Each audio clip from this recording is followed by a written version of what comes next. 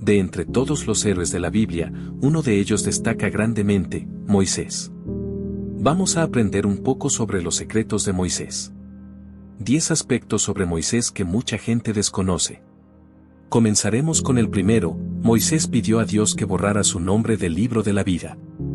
¿Qué llevó a Moisés a hacer esta petición y qué podemos aprender de ello? Este evento ocurrió durante el mismo tiempo que la adoración del becerro de oro. La historia del becerro de oro arroja luz sobre la naturaleza humana y la tendencia de los individuos a apartarse de su compromiso con Dios. Resulta irónico que mientras Moisés estaba en el monte Sinaí recibiendo los 10 mandamientos de Dios, los israelitas estuvieran violando el primer mandamiento que prohíbe adorar a otros dioses. Impacientes por la ausencia de Moisés, decidieron crear un nuevo ídolo para adorar, fundiendo sus joyas de oro y moldeando un becerro. Esta impaciencia los llevó a buscar a Aarón para que sirviera como su guía espiritual en lugar de Moisés. Aarón obedeció y transformó las joyas en un becerro dorado, violando así la prohibición de esculpir ídolos. Luego, se entregaron al libertinaje adorando al ídolo y participando en comportamientos inmorales. Dios le dijo a Moisés que bajara del monte porque su pueblo se había corrompido y alejado de sus mandamientos. Moisés, al presenciar la idolatría del pueblo, rompió las tablas de la ley como testimonio de su ira justa. Posteriormente, al regresar ante Dios, Moisés reconoció el gran pecado del pueblo y suplicó por su perdón. Moisés, identificándose con el pueblo pecador, ofreció ser borrado del libro de la vida si eso significaba la salvación del pueblo. Aunque Dios no aceptó esta petición, su respuesta sugiere la anticipación de un sacrificio mayor que Moisés, que finalmente traería la expiación completa y total. Por supuesto, Jesús tenía el mismo corazón sacrificial cuando murió por nuestros pecados. Dios aceptó perdonar a la nación pero se reservó el derecho de juzgar a los pecadores individuales. Ahora, pues, ve, guía al pueblo al lugar del que he hablado, fue la promesa de Dios de mantenerse fiel a Israel y mantener su presencia con ellos. Mi ángel irá delante de ti. Antes de empezar con el contenido de hoy, quiero pedirles un pequeño favor. Si disfrutan de nuestros videos y desean seguir viendo más contenido emocionante, les invitamos a que den me gusta a este video y se suscriban a nuestro canal. Es la mejor manera de apoyarnos y mantenerse al tanto de todas las nuevas historias y videos que compartimos. No se olviden de activar la campanita de notificaciones para no perderse ni uno solo. Gracias por ser parte de nuestra comunidad y ahora, disfruten del video. Pasamos al segundo hecho sobre Moisés, su encuentro con el ídolo de Neust. Los libros bíblicos de los reyes hacen referencia a la imagen de una serpiente enrollada alrededor de un poste como Neust. Esta imagen se describe en el libro de Números. Después de que fueran liberados de Egipto, el pueblo comenzó a quejarse a Dios sobre las condiciones de sus vidas. Como respuesta, Dios dispersó entre ellos serpientes ardientes, y muchos del pueblo murieron como consecuencia. En respuesta a la oración de Moisés, Dios ordenó que se levantara una serpiente de bronce en un poste, prometiendo que cualquiera que la mirara sería sanado de las mordeduras de las serpientes. Los israelitas comenzaron a adorar la serpiente de bronce que Moisés había hecho, y este culto a Neust parece haber persistido hasta el tiempo del rey Ezequías. Ezequías llevó a cabo reformas religiosas y destruyó muchos objetos de culto pagano, incluyendo la serpiente de bronce, que hasta entonces había sido adorada como Neust. Aunque la serpiente de bronce había sido un medio de curación milagrosa, se convirtió en un objeto de adoración, lo que contradecía los mandamientos de Dios. Es importante recordar que incluso las cosas buenas y las personas buenas tienen el potencial de convertirse en ídolos en nuestras vidas. Toda nuestra adoración, alabanza y gratitud deben dirigirse únicamente hacia Dios. Sin duda, la historia de Moisés es asombrosa. Dios lo había elegido para liberar a los israelitas de la esclavitud en Egipto y llevarlos a la tierra prometida, conocida como Canaán. Moisés, también conocido como el dador de la ley y el mediador de los pactos antiguos, tuvo un encuentro crucial con Dios en la zarza ardiente. En este evento, Dios le encomendó la tarea de ser el salvador de su pueblo. Aunque Moisés regresó a Egipto con su esposa y sus hijos, antes de poder llevar a cabo su misión, tuvo que aprender la obediencia. Cometió el error de no circuncidar a uno de sus hijos, posiblemente influenciado por la oposición de su esposa Séfora. La Biblia relata que durante su viaje de regreso, Dios buscó matar a Moisés. Fue entonces cuando Séfora tomó una piedra afilada y circuncidó a su hijo, arrojando el prepucio a los pies de Moisés, salvándolo de la ira divina. Este acto demostró la importancia de la obediencia y el cumplimiento de los mandamientos de Dios. La transgresión de Moisés no se revela claramente en las Escrituras, pero se sugiere que pudo haber sido influenciado por Séfora y su tribu adoptiva madianita, quienes no practicaban la circuncisión. La ira de Séfora y su creencia de que salvaba la vida de Moisés al derramar la sangre de su hijo ilustran las complejidades de la obediencia y la devoción a Dios. A pesar de su error, Dios continuó confiando en Moisés para representarlo ante el pueblo de Israel.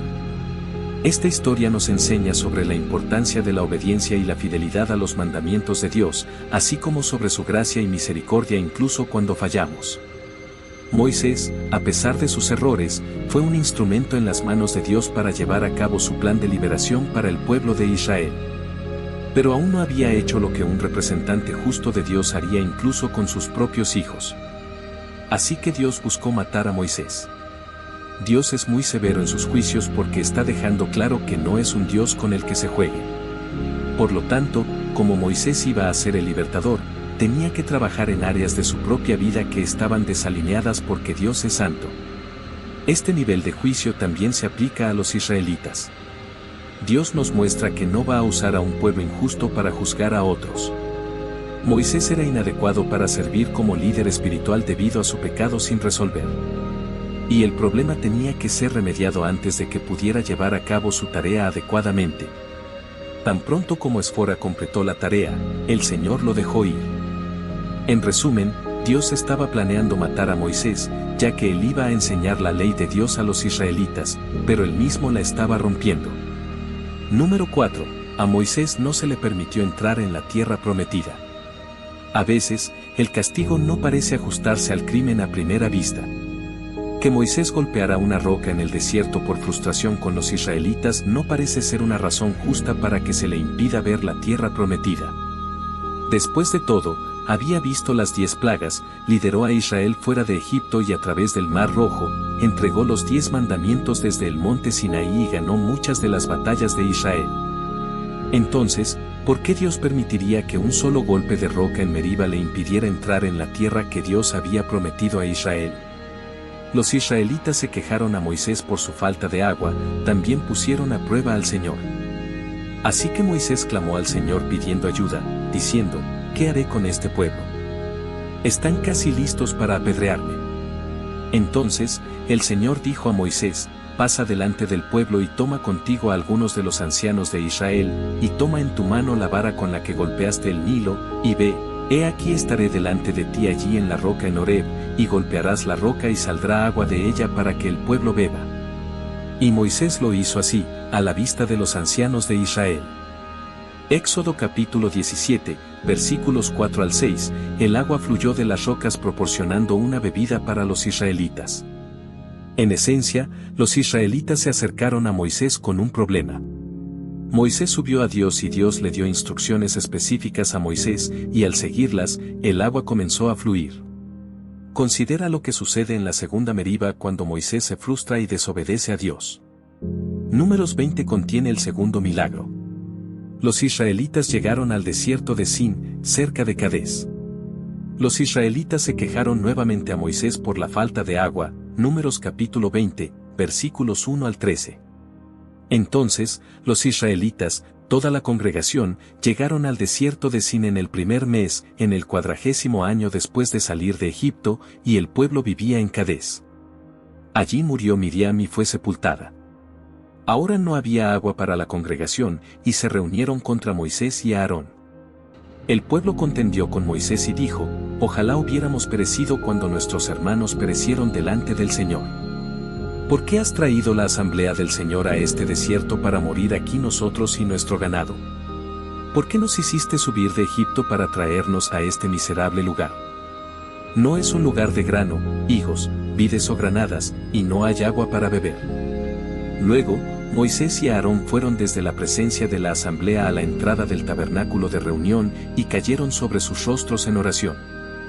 Entonces, la gloria y brillantez del Señor les apareció, y el Señor habló a Moisés, diciendo, toma la vara, y tú y tu hermano Aarón reúnan a la congregación y hablen a la roca delante de ellos para que dé su agua. De esta manera sacarás agua para ellos de la roca y darás de beber a la congregación y a su ganado. Así que Moisés tomó la vara delante del Señor, tal como él le había ordenado, y Moisés y Aarón reunieron a la asamblea delante de la roca.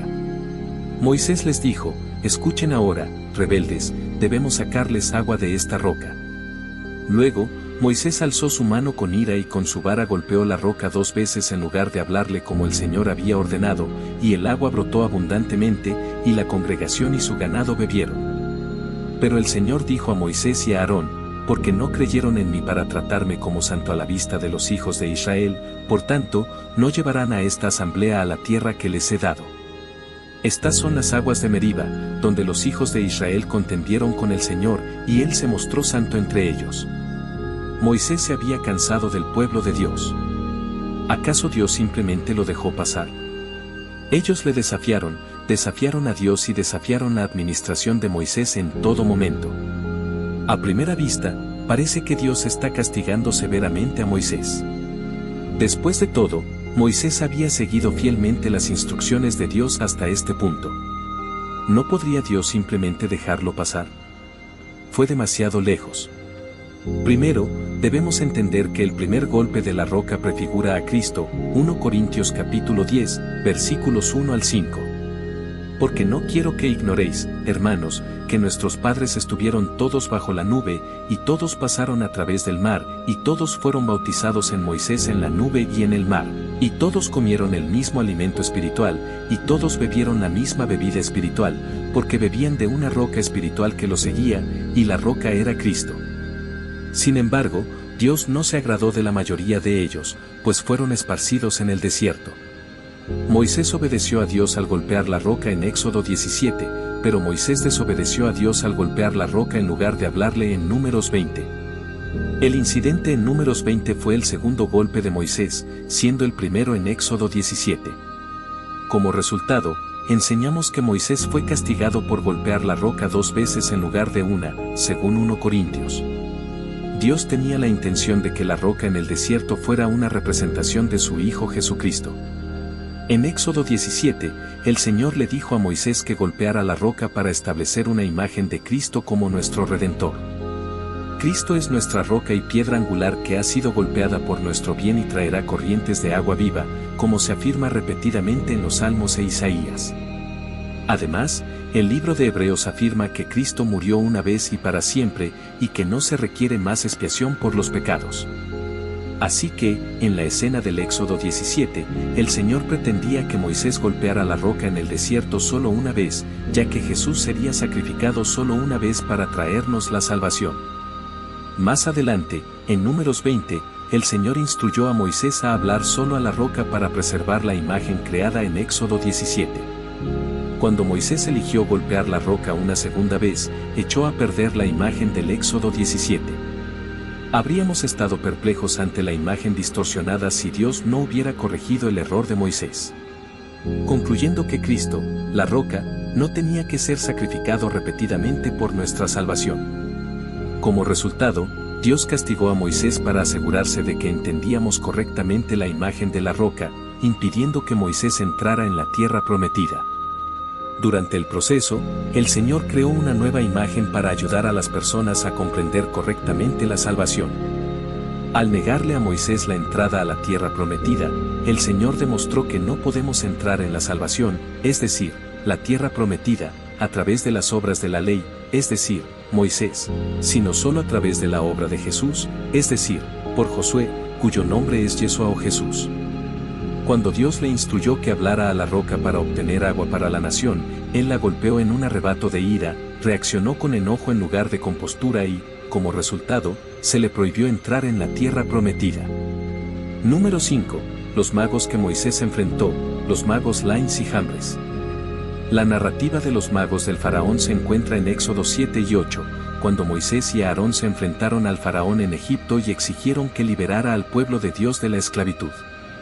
Para validar su mensaje, Moisés y Aarón realizaron milagros. Moisés ocupó un lugar especial en la historia debido al extraordinario número y variedad de proezas milagrosas que se le atribuyeron. Como está escrito, todo ese poder poderoso y todo el gran terror que Moisés realizó. Aprendemos que Moisés fue incomparable en el poder y la autoridad con la que lideró al pueblo de Israel. Se nos dice que no ha surgido otro profeta como Moisés en Israel desde ese tiempo. Sin embargo, ha habido grandes gobernantes, líderes, profetas y sacerdotes en Israel. Pero antes de la llegada de Jesucristo, conocido como el Mesías, nunca hubo otro hombre que ocupara todos esos cargos de manera tan gloriosa como lo hizo Moisés. Aún con los milagros que Moisés realizó, enfrentó la oposición de Jans y Jambres. Dios dio a Moisés y a Aarón la instrucción de mostrarle una señal a Faraón en su primer encuentro con el rey, lanzando la vara de Aarón al suelo. Dios sabía que Faraón exigiría una señal, y después de que Aarón lo hizo, la vara en su mano se transformó en una serpiente. Faraón llamó a sus magos, cada uno de los cuales logró transformar su propia vara en serpientes.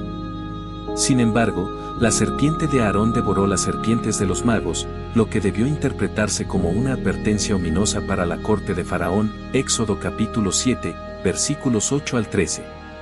Ahora, el Señor dijo a Moisés y a Aarón, cuando Faraón os diga, realizad un milagro para probar vuestra autoridad, entonces di a Aarón, toma tu vara y lánzala delante de Faraón para que se convierta en serpiente. Así Moisés y Aarón vinieron a Faraón e hicieron justo como el Señor había ordenado. Aarón lanzó su vara delante de Faraón y sus siervos, y se convirtió en serpiente. Faraón llamó a los hombres sabios, hábiles en magia y adivinación, y los hechiceros, hábiles en brujería. Estos magos, sacerdotes y adivinos de Egipto hicieron lo mismo con sus artes secretas y encantamientos, pues cada hombre lanzó su vara y se convirtieron en serpientes. Pero la vara de Aarón devoró sus varas. Sin embargo, el corazón de Faraón se endureció y no les escuchó, tal como el Señor había dicho. Los magos del Faraón tuvieron éxito en realizar milagros 2 veces más, igualando los signos que Moisés y Aarón les habían mostrado. La primera plaga que Moisés invocó sobre los egipcios fue una plaga de sangre. Los magos también pudieron convertir el agua en sangre, como lo había hecho Moisés con el río Nilo, Éxodo capítulo 7, versículos 19 al 22. Plaga de sangre. Entonces, el Señor dijo a Moisés, di a Aarón, toma tu vara y extiende tu mano sobre las aguas de Egipto, sobre sus ríos, arroyos, estanques y depósitos de agua, para que se conviertan en sangre, y habrá sangre por toda la tierra de Egipto, tanto en recipientes de madera como en recipientes de piedra. Así Moisés y Aarón hicieron justo como el Señor había ordenado, y él levantó la vara y golpeó el agua que estaba en el Nilo, a la vista de Faraón y de sus siervos. Y toda el agua que estaba en el Nilo se convirtió en sangre. Entonces, los peces que estaban en el Nilo murieron, y el Nilo apestaba de tal manera que los egipcios no podían beber agua del Nilo, y la sangre estaba por toda la tierra de Egipto. Pero los sacerdotes adivinos de Egipto hicieron lo mismo con sus artes secretas, y el corazón de Faraón se endureció y no les escuchó, tal como el Señor había dicho. Esto fue una gran insensatez por parte de los magos. Las plagas eran una maldición de Dios, y en lugar de intentar revertir la maldición, decidieron convertir más agua en sangre. También añadieron a la maldición de su pueblo. Tal es el camino de las artes oscuras. Su objetivo no era aliviar los problemas del pueblo de Egipto, el maligno intentaba mostrar significado en lugar de ayudar a los que estaban bajo él. Era una forma trastornada de pensar y, lamentablemente, no hicieron nada para ayudar a su pueblo. La segunda plaga que cayó sobre el pueblo egipcio fue una plaga de ranas, y los magos añadieron al problema al conjurar sus propias ranas en lugar de encontrar una solución. Esto empeoró aún más la situación. Sin embargo, después de esto, la autoridad de los magos se detuvo, ya que no pudieron reproducir más plagas, y admitieron que estaban presenciando el dedo de Dios en las señales de Moisés, Éxodo capítulo 8, versículo 19. Entonces, los magos dijeron al faraón, esto es el dedo sobrenatural de Dios. Pero el corazón de Faraón se endureció y no les escuchó, tal como el Señor había dicho. Satanás había dado a los magos del faraón el poder de duplicar algunas de las señales que Dios realizó a través de Moisés y Aarón. Entonces, ¿cómo pudieron los magos egipcios lograr estas increíbles hazañas? En primer lugar, aunque no tan poderoso como Dios, Satanás, que fue uno de los ángeles más altos de Dios, puede engañar, emular milagros e incluso predecir el futuro con cierto grado de precisión. La fuerza de Dios finalmente triunfó sobre los planes de los hechiceros egipcios. No tuvieron éxito en convocar piojos. La fuerza de Dios es lo suficientemente vasta como para superar fácilmente la fuerza de Satanás. La capacidad de hacer milagros por el poder de la oscuridad y la disposición de recibirlos como auténticos caracterizarán los últimos tiempos. Así como el poder de Hans y Jambres tuvo límites, así también la autoridad de Satanás. Incluso en los últimos días, Dios sigue estando en control. Hay esperanza triunfante en Jesús. Los milagros pueden usarse para demostrar que algo es sobrenatural, pero no pueden usarse para probar que algo es verdadero. Estos magos egipcios eran hombres inteligentes y eruditos, sin embargo, Pablo observó que no tenían la sabiduría que proviene de Dios. Algunos de nosotros nos asombramos ante cualquier poder espiritual real sin considerar cuidadosamente que ese poder real puede tener una fuente siniestra en lugar de divina. E incluso si un nuevo poder pareciera tener las respuestas que hemos estado buscando, no debemos dejarnos seducir por él, porque las fuerzas demoníacas pueden venir disfrazadas como ángeles de luz. Moisés, el único hombre que Dios enterró, Dios ha elegido retener tal información de nosotros con respecto a los eventos que llevaron al fallecimiento de Moisés. Moisés ascendió a las alturas del monte Nebo mientras Israel acampaba en las llanuras de Moab. Desde allí, tuvo una vista clara de toda la tierra prometida hasta la costa del mar occidental, Deuteronomio capítulo 34, versículos 1 al 3. Moisés subió desde las llanuras de Moab al monte Nebo, a la cima de Pisga, que está frente a Jericó, y el Señor le mostró toda la tierra, desde Galaad hasta Dan, y todo Neftalí, la tierra de Efraín y Manasés, y toda la tierra de Judá hasta el mar occidental, el mar Mediterráneo, y la llanura, el valle de Jericó, la ciudad de las palmeras, hasta Zoar. ¡Qué título tan honorable! Moisés se distingue como el siervo de Jehová, ejemplificó esto a lo largo de su vida, trabajando arduamente en todo lo que hizo porque esperaba en Dios para sus instrucciones, como un siervo espera a su amo, y se esforzó por conducirse según el patrón que se le había presentado en el Monte Santo. Como siervo, Moisés estaba dedicado a Dios, no lo ves abrumando ni ignorando su oficio, su consideración por el nombre del Señor era profunda, su lealtad a la causa del Señor era inquebrantable, y su fe en la palabra del Señor era firme. Pero siervo de Dios como era Moisés, debía morir, es el destino que le espera a la mayoría de los hombres. Solo 2 personas pueden dejar este mundo y entrar en las moradas de gloria sin tener que cruzar el río de la muerte. Moisés no es uno de los 2. Al final de la vida de Moisés, Dios le dio un vistazo de la tierra por la que había dejado Egipto. Moisés subió al monte Nebo desde las llanuras de Moab hasta la cima de Pisga. Hay un Pisga donde también debemos pasar y ser reunidos con nuestros padres, para que podamos subir a él tan dispuestos como Moisés, el siervo de Dios. La manera de la muerte de Moisés es sumamente notable, las circunstancias que rodearon el fallecimiento de Moisés son bastante extraordinarias. El monte Pisga tiene una elevación de cumbre de 4.500 pies, casi una milla. No hay muchos hombres de 120 años que puedan escalar una montaña de casi una milla de altura y vivir para contarlo. Sin embargo, Moisés logró esta hazaña escalando a mano. No había un camino lo suficientemente ancho para Moisés, y no necesitaba uno de todos modos. Si te preguntas en qué condición estaba esa hazaña, te lo diré. Aquí estaba Moisés, casi 1 siglo y 1/4 de edad, subiendo a la cima de un pico de 4.500 pies de altura y pasándola genial.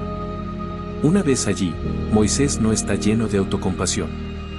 La extraordinaria escena del hombre de Dios de pie solo en la cima de la montaña con una vista de Canaán extendida debajo de él no fue tomada por sorpresa, su muerte fue prevista desde hace mucho tiempo. Moisés sabía algún tiempo antes de que debía morir sin pisar Canaán. El gran hombre tuvo así un amplio conocimiento de su propia partida. Debo agregar que, si bien la muerte de Moisés demuestra la sabiduría amorosa de Dios, la forma en que murió demuestra ampliamente la gracia de Dios. Después de que a Moisés se le asegurara que moriría, nunca hubo una queja o incluso una oración en contra. Su muerte fue la culminación de su vida, se dio cuenta de que había logrado su propósito. Había sido encargado de guiar al pueblo a través del desierto, lo cual había hecho. Además, murió en la mejor compañía posible. Algunos hombres mueren de manera más apropiada en compañía de sus hijos, su fuerza ha estado en sus deberes y apegos hogareños, y en su descendencia cierran apropiadamente sus ojos. Pero no había verdadera parentela para el hombre Moisés.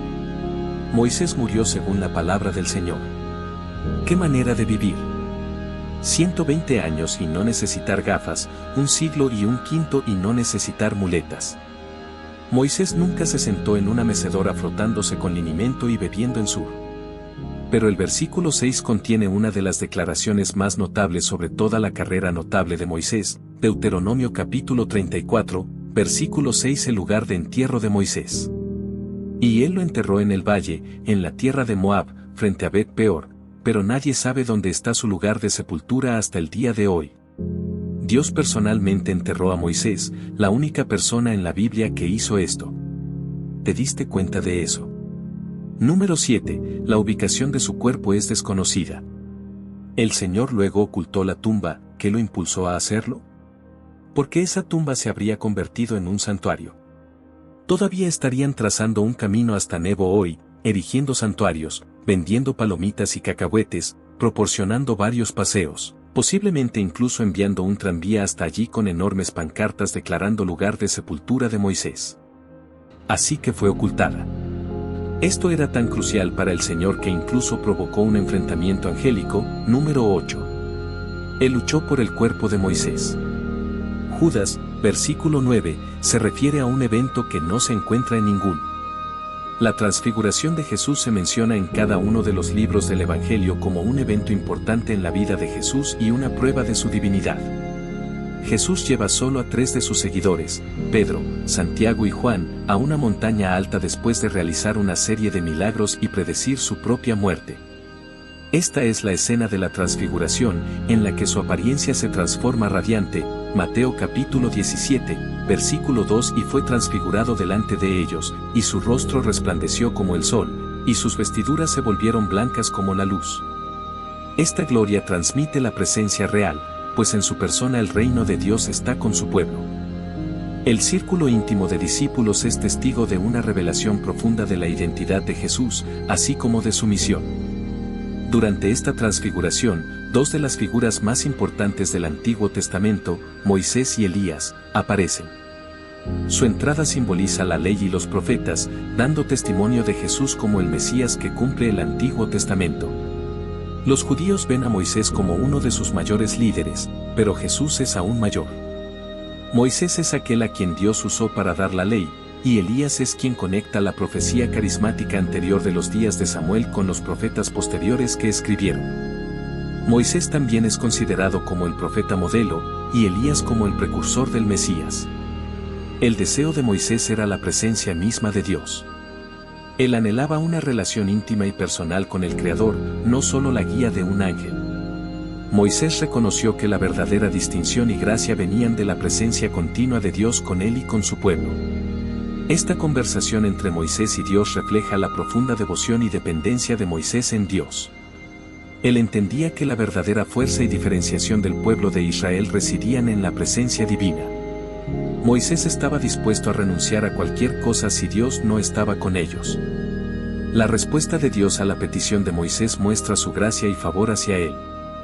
Dios promete acompañar a Moisés y al pueblo de Israel personalmente, asegurándole su presencia constante y descanso.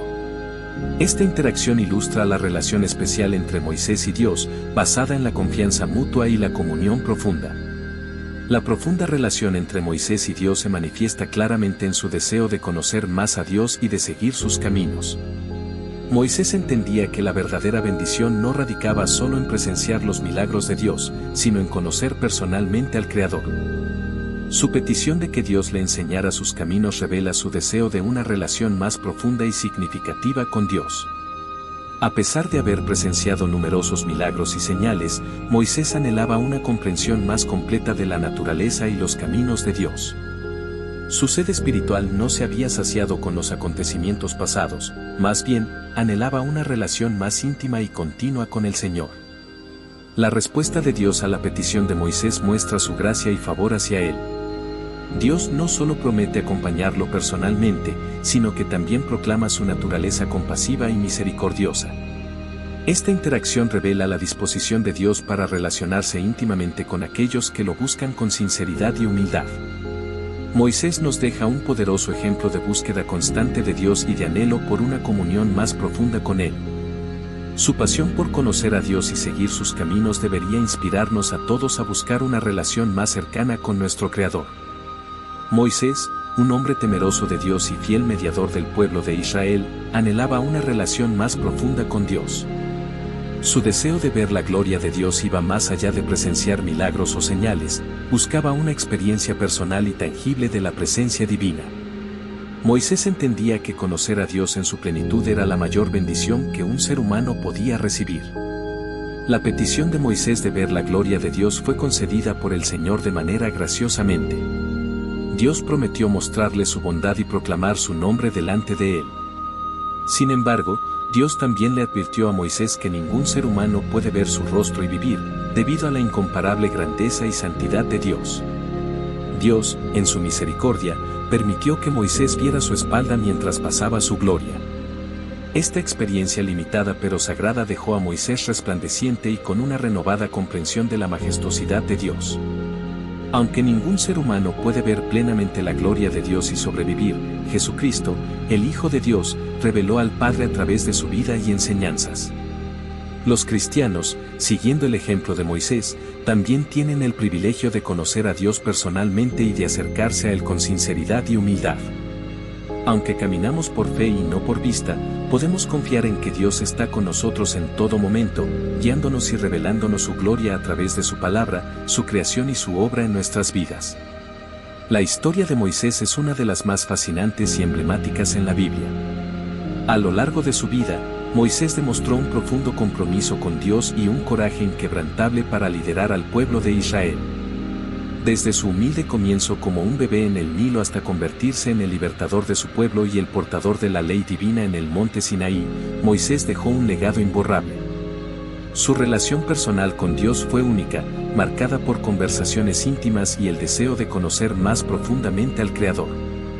Moisés fue un mediador entre Dios y su pueblo, intercediendo por ellos y guiándolos a través de momentos de prueba y tribulación. A pesar de enfrentar desafíos y oposición, Moisés nunca perdió la fe ni dejó de confiar en la provisión divina. Su liderazgo ejemplar, su compromiso con la justicia y su dedicación a seguir los caminos de Dios lo convierten en un modelo perdurable de valentía y devoción. La historia de Moisés nos recuerda que, incluso en medio de las dificultades más grandes, la fe y la obediencia pueden llevar a la liberación y la redención. Su legado continúa inspirando a generaciones, recordándonos la importancia de caminar en la verdad y la justicia, y de confiar en la guía divina en todo momento. Moisés, con su vida extraordinaria y su profunda conexión con lo divino, sigue siendo un faro de esperanza y ejemplo de liderazgo para todos nosotros.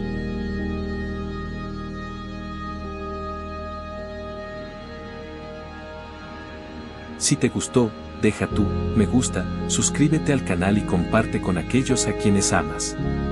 Hasta luego.